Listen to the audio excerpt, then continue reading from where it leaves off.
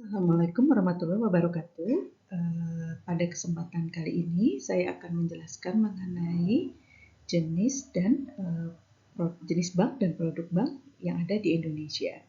Seperti yang telah kita ketahui dan setelah yang saya jelaskan juga di pertemuan sebelumnya, ya, kita sudah membahas mengenai aktivitas perbankan di Indonesia.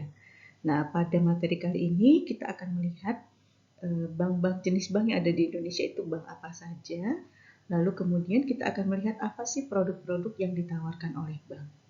Produk-produk tersebut itu nanti bisa dari sisi keuangan bank itu nanti akan ada di mana, apakah dari sisi kreditnya, dari sisi maksudnya apakah dari sisi asetnya ataukah dari sisi liabilitiesnya. Nanti kita coba lihat bersama-sama ya. Oke, pertama kita lihat jenis bank di Indonesia. Nah, berdasarkan undang-undang, bank itu terdiri atas bank umum dan BPR. Bank umum ini terdiri atas bank konvensional dan bank syariah, serta kemudian yang satunya adalah bank BPR. Nah, apa sih perbedaan bank umum dengan BPR? Ya, ada beberapa perbedaan-perbedaan, misalnya kalau bank umum itu dia boleh melakukan transaksi valuta asing, kalau BPR dia tidak diperkenankan. Ya, kalau bank umum dia boleh ikut dalam lalu lintas pembayaran, sementara kalau BPR dia tidak boleh ikut dalam lalu lintas pembayaran. Dan ada beberapa perbedaan-perbedaan lainnya, ya. Nah, kalau berdasarkan kepemilikan, di sini ada yang namanya bank persero atau bank pemerintah ya, yang kita tahu misalnya Bank Mandiri, BNI, Bank Tabungan Negara, itu masuk dalam kategorinya bank pemerintah. Lalu ada bank umum swasta nasional ya, misalnya BCA, bank BCA, lalu kemudian misalnya bank Permata ya, lalu kemudian bank niaga dan sebagainya, itu semuanya jatuhnya adalah bank swasta ya. Lalu ada juga bank asing. Bank asing ini kepemilikannya memang dimiliki juga oleh pihak asing, misalnya HSBC ya, Hong Kong Shanghai Banking Center.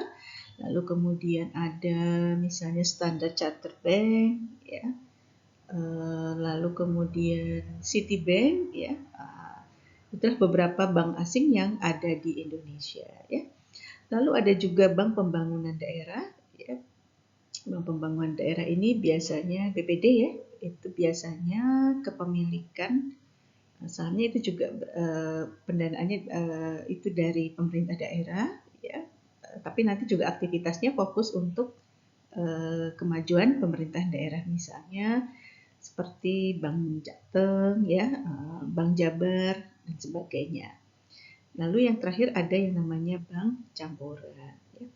Nah, kalau berdasarkan sistem penggunaan bunganya itu ada dua, ada bank konvensional dan ada bank syariah. Kalau bank konvensional dia menggunakan yang namanya sistem bunga ya, dan istilah pinjamannya ialah dalam bentuk kredit.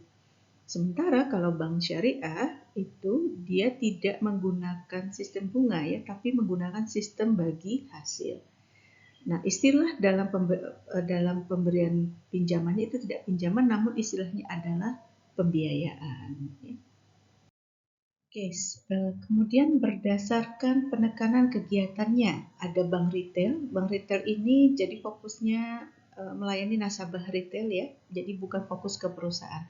Nasabahnya ya nasabah retail, dia tidak fokusnya ke perusahaan. Istilahnya namanya bank retail, layanannya ditujukan untuk layanan kepada publik ya. Nah, kalau bank korporasi, nah itu kebalikannya, dia fokusnya adalah untuk nasabahnya adalah untuk corporate atau perusahaan ya.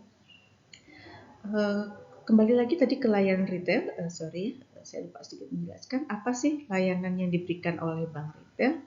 Ya, dia bisa ada tabungan juga sama, ya ada tabungan, ada KPR, ada pinjaman, ya ada kartu kredit dan sebagainya. Nah, kalau bank korporasi juga sama, tapi dia sifatnya nasabahnya adalah perusahaan atau corporate ya. Jadi juga melayani simpanan ya, giro, tabungan ya, deposito, melayani pinjaman juga ya, namun sifatnya adalah untuk corporate atau untuk perusahaan. Nah, ya. Lalu kemudian kita lihat juga apa sih yang dimaksud dengan bank komersial. Ya, kalau bank komersial ini ya dia bank yang melayani ya seluruh jasa-jasa perbankan untuk seluruh lapisan masyarakat ya. Dia bisa perorangan, bisa corporate, ya bisa apa saja. Namanya bank komersil. Nah, pelayanannya juga sama ya, seperti ya ada pinjaman, ada menerima simpanan ya, dan fasilitas-fasilitas lainnya ya. Lalu kita lihat ya, kalau bank pedesaan ini apa? Ya sama. Nah, atau bank desa ya, ini ya bank desa ya lembaga yang pelaksanaannya ya, lembaga yang fondasinya ya itu berasal dari badan usaha milik desa ya. Nah, dia untuk apa ya? Untuk memberikan fasilitas pinjaman ya bagi nasabah di daerah perdesaan. Ya, jadi ya fokusnya untuk masyarakat di daerah pedesaan ya. Lalu kemudian kita juga lihat ada yang namanya bank pembangunan ya. Bank pembangunan itu apa sih? Nah, ya biasanya bank pembangunan ini biasanya fokus ke satu daerah ya. Ya, bank pembangunan daerah ya. Jadi sahamnya itu dimiliki oleh pemerintah kota, pemerintah kabupaten ya, pemerintah di daerah tersebut ya. Nanti usaha kegiatannya ya juga untuk mendukung pemerintah daerah tersebut ya. Lalu berdasarkan jenis kantornya, di sini ada kantor pusat. Ini biasanya berada di ibu kota, ya, di ibu kota provinsi. Lalu ada kantor cabang pembantu, ya, kantor kas, kantor perwakilan, dan kantor wilayah. Jadi jadi setiap kantor ini mewakili jangkauannya ya. Jadi ya kemungkinan pelayanan ataupun layanan yang diberikan di kantor pusat kemungkinan akan lebih banyak ya dibandingkan misalnya di kantor cabang ya, atau kantor cabang pembantu gitu. Walaupun saat ini beberapa bank sudah hampir semua layanannya sama ya, baik di kantor cabang pembantu, kantor kas, sampai di kantor pusat. Hanya misalnya kita kalau ingin mengajukan pinjaman ya, pinjaman itu tentu plafonnya akan berbeda ya kalau kita meminjam misalnya di kantor cabang pembantu ya dengan di kantor pusat. Nah, mungkin itu contoh yang lainnya, contoh-contoh sedikit perbedaannya ya. Yang lainnya overall kemungkinan masih sama ya layanannya. Oke, sekarang kita lihat produk bank dari sisi pasifa atau nah pasifa ini kalau istilahnya dari sisi hutang ya. Nah, apa sih ini produk dari sisi pasifa ini ialah dari sisi di mana bank menerima dana dari pihak ketiga, kedua, dan pertama ya. Kita lihat di sini. Yang pertama ialah giro. Nah, kalau giro, deposito, tabungan ini adalah dana-dana yang diperoleh dari dana pihak ketiga atau dana dari masyarakat ya. Nah, giro itu apa? Giro adalah simpanan yang penarikannya dilakukan setiap saat bisa ya, tapi melalui cek atau biljet giro. Nah, ya, kalau diambil tunai tidak bisa. Dia penarikannya menggunakan cek atau biljet giro, dan yang siapa saja yang boleh membuat rekening giro ini bisa perorangan, bisa perusahaan. Ya. Lalu ada istilahnya yang berikutnya deposito.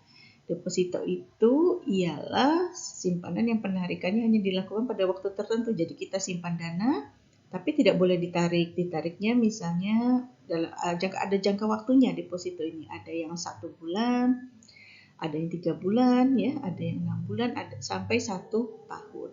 Nah, kompensasinya ialah biasanya bunga deposito ini relatif lebih tinggi dibandingkan bunga dari giro dan tabungan. Karena apa?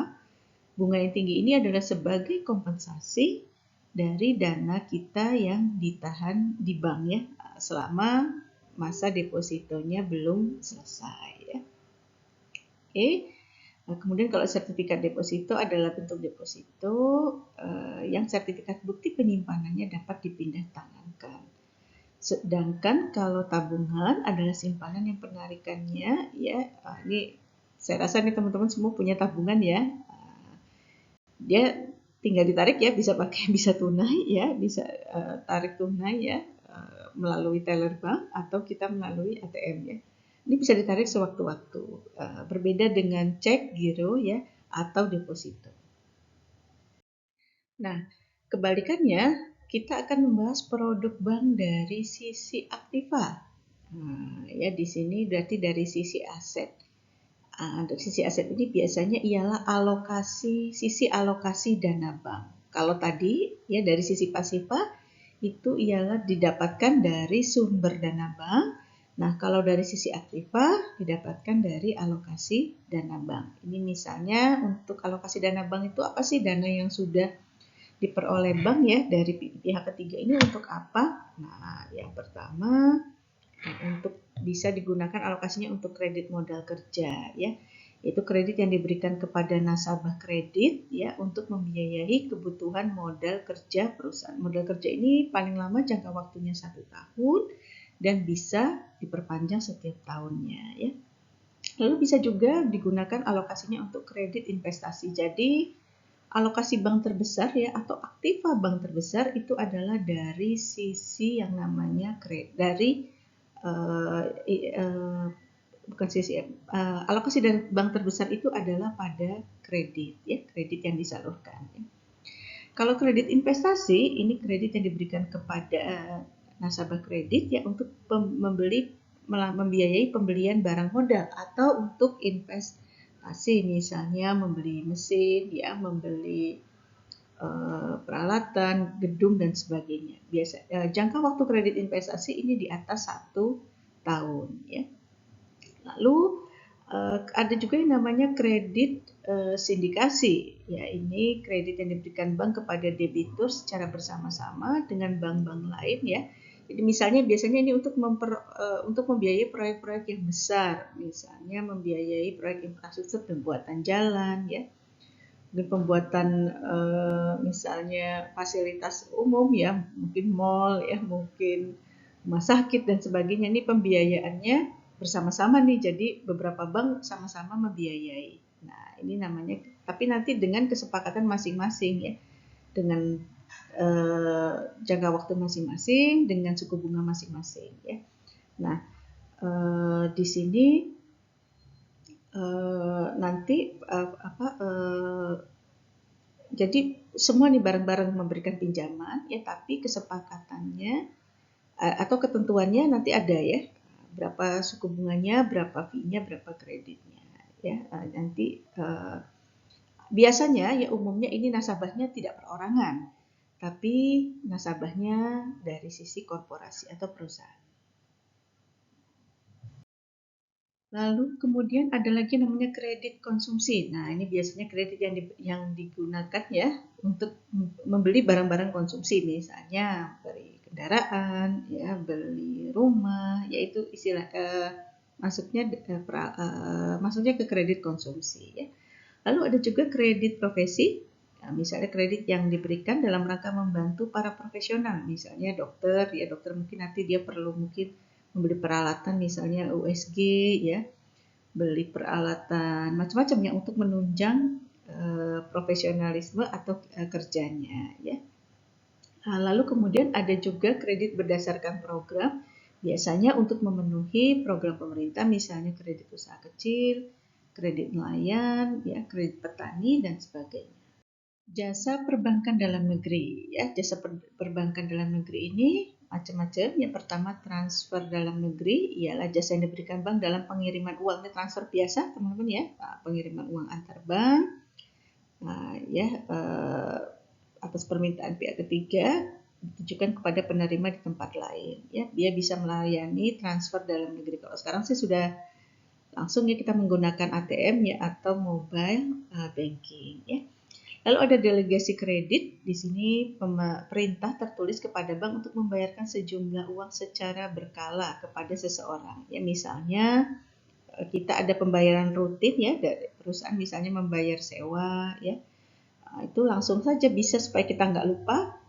Jadi kita minta bank untuk men-setting ya, misalnya setiap tanggal 15 tolong nanti rekening saya itu didebet ya untuk bayar apa, cicilan apa ya.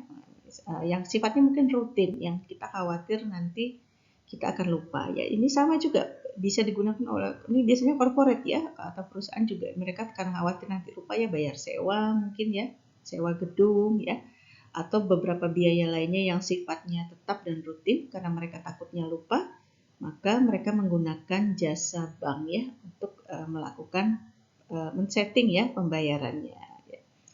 Lalu ada juga jasa inkasso. Ya, jasa yang diberikan kepada bank atas permintaan nasabah untuk menagihkan pembayaran ya, atau pembayaran suatu surat atau dokumen berharga kepada pihak ketiga di tempat lain di mana bank yang bersangkutan memiliki cabang atau pada bank yang lain ya. Jadi kalau ini sifatnya banknya nanti diminta untuk menagihkan pembayaran ya, suatu surat atau dokumen berharga kepada pihak yang lain ya. Oke, kemudian ada bank garanti. Bank garanti ini apa sih? Ini adalah pernyataan tertulis dari bank yang menyatakan kesanggupan pihak untuk membayar kepada pihak ketiga ya demi kepentingan nasabahnya apabila nasabah tersebut tidak dapat memenuhi kewajibannya atau pembayaran sesuai perjanjian ya. Jadi bank ini seolah-olah dia menjamin kepada pihak ketiga ya, tapi atas nama nasabahnya. Tapi biasanya ini bank tidak sembarangan ya, dia biasanya nasabah-nasabah tertentu yang memang dia tahu track recordnya dan punya mungkin sudah terbukti lah ya, punya track record bagus, juga mungkin punya simpanan dana yang cukup di bank tersebut ya, sehingga bank berani untuk menjadi penjamin istilahnya ya, istilahnya menggaransi lah seperti itu ya, bukan menjamin ya, menggaransi transaksi nasabahnya kepada pihak ketiga ya. Lalu ada safe deposit box, yaitu jasa yang diberikan bank untuk menyimpan barang-barang berharga. Ini sudah pernah saya jelaskan ya, misalnya kita khawatir ya barang-barang berharga kita kalau kita simpan di rumah, misalnya takut kena banjir, takut kena kebakaran, ya, takut hilang, terkena pencurian dan sebagainya. Ini bisa kita simpan di safe deposit box. Nanti kita tinggal membayar sejumlah fee ya, dan aman ya di sana, jadi nggak usah khawatir ya. Lalu ada ATM, ini udah tahu ya semua ya. ATM ini macam-macam sekarang fungsinya ya, bisa transfer, bisa tarik tunai ya, dan bisa melakukan pembayaran-pembayaran lainnya. Oke, lalu berikutnya ada kartu kredit, teman-teman. Ini kartu kredit ini dikeluarkan oleh bank, ya. Nanti teman-teman bisa melakukan pembelanjaan terlebih dahulu, nanti dibayarnya pada bulan berikutnya. Ini gencar nih ya. Ini biasanya kita sering ditawarkan, ya, macam-macam. Limitnya juga macam-macam, ada yang 5 juta, 10 juta, 15 juta. Ya, cuma saya sarankan kepada teman-teman semua, jika mau punya kartu kredit, sebaiknya tidak lebih dari 3 ya, nanti karena kalau sudah lebih dari 3 ya, misalnya punya 5, punya 6, nah itu teman-teman akan nanti pusing ya, atau kesulitan untuk membayarnya. Kita sih senang-senang saja ya, kita tinggal pakai kartu kredit mau belanja ya, cuma nanti pada saat kalau kita tidak bisa memanage, nanti akhirnya kita membeli barang terlalu banyak ya, nah nanti pembayarannya kita pusing nih, begitu ditagih ya. Kartu kredit ini nggak terasa pemakaiannya, begitu ditagih akan terasa sangat berat. Kita akan susah nanti bayarnya, walaupun bayarnya bisa boleh minimum saja ya, tapi kan sampai minimum itu juga nanti kalau kita nggak bayar dulu kan nanti ada dikenakan biaya admin ya, dikenakan denda dan sebagainya ya. Jadi saran saya kalau mau punya kartu kredit ya, kalau menurut saya 2 atau maksimal 2 ya, cukup ya, supaya nanti nggak pusing dalam pembayarannya. Lalu bank saat ini juga menyediakan jasa online, misalnya menggunakan internet banking atau mobile banking. Oke, jasa perbankan luar negeri ini sama ya, dia ada kalau jasa perbankan luar negeri kita ada bank guarantee ya, ini jaminan yang diberikan kepada bank yang menyatakan bahwa pihak bank memberikan jaminan untuk memenuhi kewajiban apabila pihak yang dijamin kemudian hari gagal memenuhi kewajibannya. Ya, misalnya ini dalam transaksi ekspor impor ya. Lalu misalnya ekspor impor ya, khawatir misalnya kita transaksi dengan negara lain, tapi partner kita transaksi ini khawatir nih kita nanti takutnya nggak bayar ya. Sementara mereka mungkin ingin mengirim barang kepada kita, kita memesan barang, mereka khawatir tidak kirim, mereka khawatir mengirim kita nggak bayar. Nah itu kita bisa menggunakan jasa bank ya, bank memberikan yang namanya bank guarantee sehingga partner kita itu akan percaya, oh ya ternyata dia ada nih bank garantinya ya, ada bank yang membackup, istilahnya seperti itu ya. Lalu ada juga traveler's check, ini cek yang untuk berpergian yang dapat ditukarkan dengan uang tunai tempat cabang yang ditunjuk sehingga nasabah akan lebih aman jika berpergian. Nah, ya jadi misalnya kita nggak usah bawa uang, misalnya kita nggak bawa uang banyak ya, tapi kita punya travel check, jadi nanti kalau kita misalnya di perjalanan kita perlu tiba-tiba uang dalam jumlah yang besar atau kita tidak membawa uang cukup banyak ya, ini travel check ini bisa kita tukarkan dengan uang tunai ya, di bank yang misalnya memang ditunjuk oleh bank yang mengeluarkan traveler check tersebut. Bank di negara asal itu misalnya menunjuk bank apa, nanti bisa ditukarkan ceknya di mana nih, bisa mencairkan dananya di mana. Nah itu biasanya banknya, kemungkinan banknya sudah bekerja sama juga dengan bank yang mengeluarkan traveler check tersebut. Oke, kegiatan dan jasa perbankan lainnya di sini yang pertama yaitu kegiatan money market, itu kegiatan pinjam meminjam dana antar bank. Jadi bank itu teman-teman tidak selalu dia punya uang, ya bisa saja suatu waktu bank itu dia kekurangan uang ya. Misalnya karena transaksi penarikan saat itu lebih banyak dibandingkan dengan mereka menerima dana ya. Nah itu bisa saja terjadi. Nah apa yang dilakukan bank ya, mereka bisa pinjam ke bank lainnya, tapi pinjamnya tidak lama-lama ya. Ini istilahnya interbank borrowing fund. Ada bunganya nggak Bu? Ada. Nanti bank A misalnya boleh pinjam ke bank B ya. Toh besok kan misalnya pinjamnya lama, paling lama 2 minggu. Nah, nanti misalnya pinjam berapa, nanti kan besok dia ada lagi nih nasabah yang setor dananya. Nah, itu nanti bisa dikembalikan dananya melalui dana-dana yang sudah terkumpul setoran dari nasabahnya ya. Lalu jasa perbankan lainnya ialah kegiatan foreign exchange atau valuta asing ya. Di sini bank boleh melakukan jual beli valuta asing, bank devisa ya. Nah, jadi kita kalau misalnya mau ke luar negeri, mau menukarkan rupiah, itu bisa di bank-bank tertentu ya, yang dia memang melayani fasilitas penukaran uang dalam valuta asing. Atau misalnya kita mau membayar atau transaksi ya, transaksi pembayaran di transaksi kita itu misalnya dalam mata uang asing ya, dibayarkan untuk transaksi di luar negeri, itu bisa ya menggunakan jasa bank. Nanti ada fee-nya ya. Lalu kegiatan yang lainnya ialah kegiatan pasar modal, di mana bank melakukan kegiatan jual beli saham, obligasi, ataupun derivatif di bursa efek.